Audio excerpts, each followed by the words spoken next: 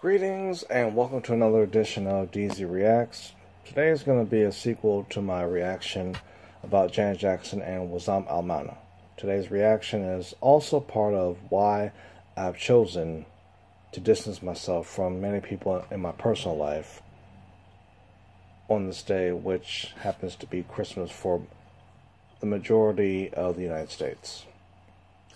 For those of you that I promised gifts to, your gifts have not arrived yet, and I still got mad love for you. And you know that we're just going through a rough patch today, so be at peace. With that said, let's get into the subject. According to the U.S. Weekly, singer Janet Jackson is in a relationship with Jermaine Dupri now that she is divorced from Wassam. My instincts as a man say that Janet and Jermaine were talking before the divorce happened. But I also don't know the facts, so I cannot say if Jermaine Dupri and Janet were talking beforehand or not. What I can say is if Janet was talking to Jermaine Dupri before all the issues with Wassam happened, it's a sign that Janet can't handle Islam, which is why she bounced from the family. Miss Jackson can't handle our way of life, which is sad. This is also, I'm saying it wrong. It's sad that Janet cannot handle the life of a Muslim, but then again, she also cannot handle the life of the Kingdom Hall where she grew up. Which brings me to my next point. Janet, as well as the Jackson family, were raised Jehovah's Witness, and if Janet walked away from the Kingdom Hall, which she did, then by practice, Janet is of no religion. To be a Jehovah's Witness, by practice, means that you have to perform all the functions that go with being a witness, which means Janet's love of fashion must be tailored to suit the rules of the Kingdom Hall. The reason that was cited is because it's reported in the press that Janet has a strong love for fashion, and she did not feel that Wassam allowed her the freedom she needed to be fashionable while in marriage. There's nothing wrong with being fashionable. Islam does not prohibit you from being fashionable. Neither does the Kingdom Hall prevent you from that. Both tribes, or both faiths, allow for that. But the fashion should be tailored so that the woman is dignified. The man has to be dignified too, but it's more particular for the woman for the obvious reason, because sisters have different body parts than brothers. That's why. While Jackson was at some point witness, Wassam was raised Muslim and still is Muslim. For those that don't know the Kingdom Hall and Islam, just explained that to you. My bad. The code of conduct of the Kingdom Hall is very strict, which is why most Christians really don't like the witnesses. Outside of the fact that witnesses, by standard, are commanded to go door to door promoting the Wake and Watchtower magazines, as well as trying to draw traffic to the Kingdom Hall. Outside of those two factors,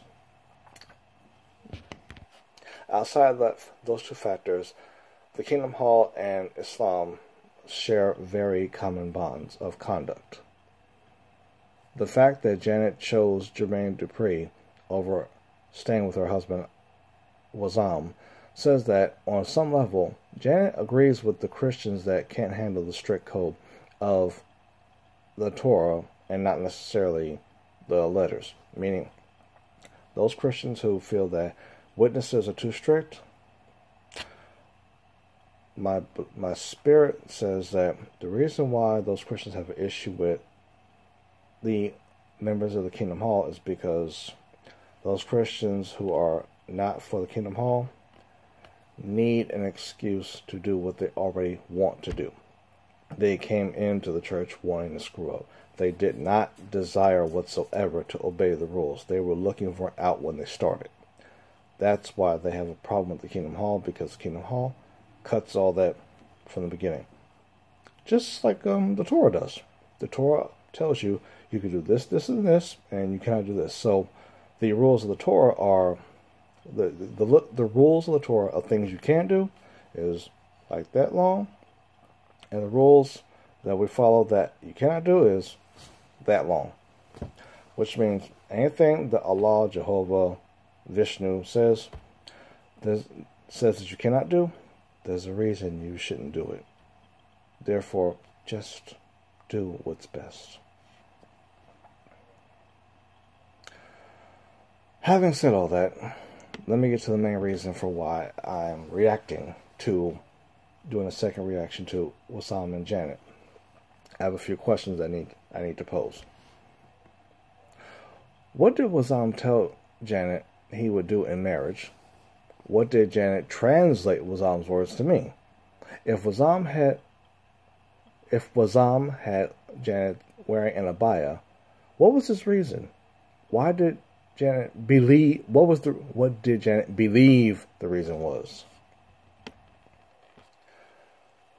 Janet was quoted in the press as saying she believes in being free, and that while living with Wassam, she did not feel that she was free. My question is, define free.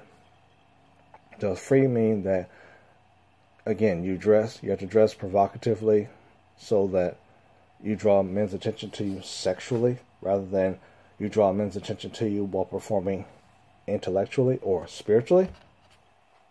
And if so, if you feel, Janet, that you have to draw men's attention to you sexually, that puts aspects of the album you did, Rhythm Nation, into question. Because a large section of Rhythm Nation was dedicated to education, which does make you look kind of weird. Just saying, it does. Going on. Oh, let's see. Wassam comes from Qatar, a Muslim country. If Janet was concerned about Wassam if Janet was concerned about Wassam straying, she should not have gotten with a Muslim. We as Muslims, for the half of me that is Muslim, we are not beholden to the U.S. silly custom of monogamy. Janet was in the territory where men are allowed many women. Apparently, Janet was not read up on her Islam. If Janet was bothered by this, wearing the abaya while in Qatar, Janet is reported to have been bothered by having to wear the abaya while living in Qatar. So, Janet, were you just that lost that you didn't know where you were? This is a Muslim country.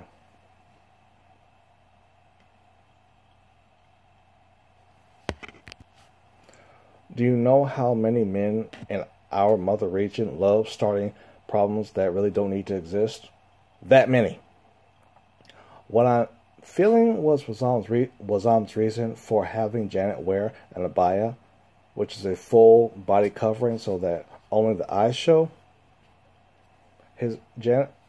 Wassam's reason was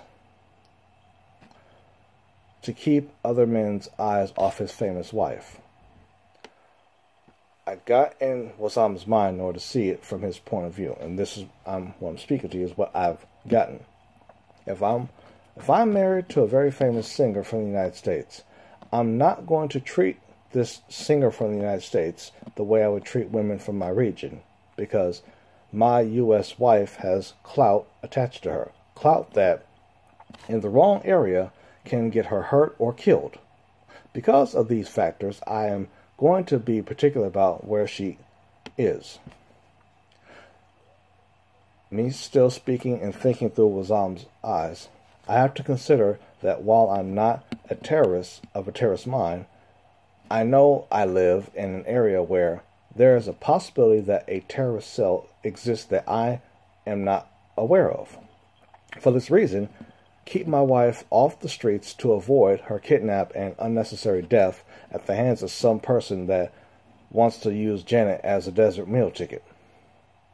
What I'm feeling, me speaking for me, again, this time speaking for me, and thinking of Wassam, what I'm feeling is that Janet married Wassam thinking Janet, could live in Qatar as she did in Los Angeles, not understanding that the danger level in Qatar was extremely higher than it was in Los Angeles. I, Mike, really don't think any of the Jackson family understood where Janet was living. Based upon the way the Jackson family responded to Janet's silence while she was living with Wassam in Qatar, I'm not convinced that they knew the level of how Middle Eastern life goes. On a closing note, if Wassam had or has other wives, that is between Wassam and Allah. Yes, Wassam should tell Janet, but if Wassam has enough money to have other women, why should Janet care? All Janet needs to worry about is with Wassam is he clean of sexually transmitted diseases, 1, and 2, are the bills paid? Outside of that, excuse me, respectfully to Janet, be quiet. The women of the Eastern world do not care if a man has many women.